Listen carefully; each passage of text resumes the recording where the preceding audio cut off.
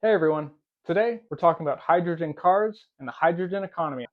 Now, of course, Elon Musk has had some choice words to say about hydrogen, I don't want to turn this into a debate on hydrogen fuel cells because I just think that they're extremely silly. and Tony Seba, who I'll cover in a future video, has as well. I think this is a no-brainer. I think hydrogen is a non-starter. It truly is. Honestly, I tend to agree with both of them. Hydrogen has a lot of issues. One of the biggest, infrastructure. A few months ago, my father-in-law was in the market for a new car. He wasn't interested in going electric, but he was curious about hydrogen. At one point, he suggested that he'd get a hydrogen refueling station in his garage. Now here's the funny part. That would have been the first hydrogen refueling station not only in Dallas, not only in the DFW Metroplex, but in the entire state of Texas.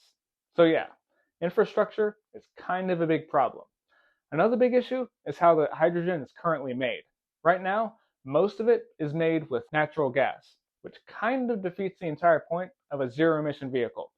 Now, some people might mention the fact that most of our electricity still comes from fossil fuels, to which I'd reply, fair point, but that is changing, and each year we're making more and more of our electricity from renewable energy. And renewable energy actually overtook coal as the world's biggest source of electricity. Progress.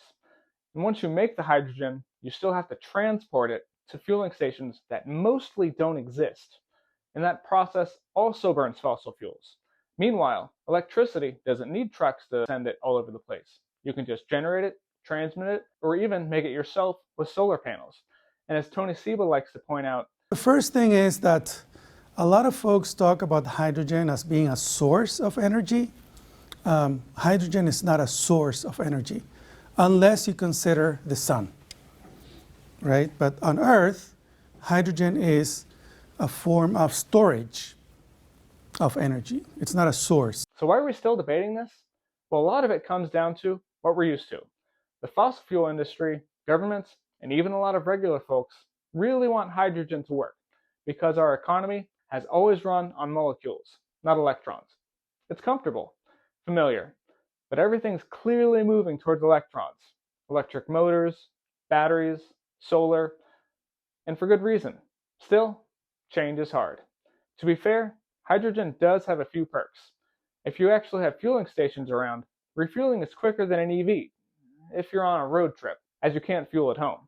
And like an EV, hydrogen cars use electric motors, which give you instant torque, a quiet ride, and no oil changes. And they actually clean the air a bit as they drive, which is pretty nice. Okay, now let's get into why it doesn't work. At least not yet.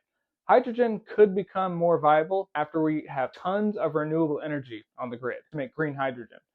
Green hydrogen, that's hydrogen created by splitting water with clean energy. But even then, it's much less efficient than just charging a battery. Here's what happens. You make the electricity, you use it to split the water molecule, then you have to store the hydrogen under great pressure, then you have to ship it to the refueling station, then you have to place it under great pressure again, you put it in the car, you have to turn it into electricity, and then you can finally use it to move the car forward. You lose energy at every step, and every time you lose energy, the cost goes up. I recently watched James May talk about hydrogen, and he made some great points, but one of the comments under the video nailed it. If Toyota wants the Mirai to succeed, they need to build the hydrogen fueling station centers themselves, just like Tesla did with superchargers. Now someone might say, well, Tesla already had the electric grid to plug into. Exactly. That's the point. Hydrogen doesn't have that base infrastructure, and until someone builds it, the whole system just doesn't really work. Then there's the price.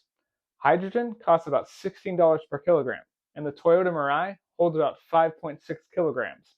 That's roughly $90 to fill up. It'll go around 400 miles on a tank. A Tesla with a 400-mile battery would use about 100 kilowatt hours, which costs maybe $15 at 15 cents per kilowatt hour. So $90 versus $15. You see the problem here. And no, you can't just retrofit old gas stations to be hydrogen refueling stations because the hydrogen has to be stored under massive pressure. It's a completely different setup. Electric infrastructure, on the other hand, already exists. Every building needs electricity.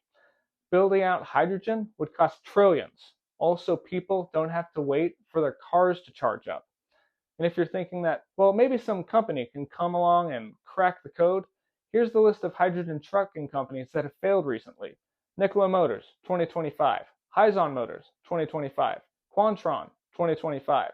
Hyvia, 2025. First Mode, 2024. The reasons they all crashed and burned?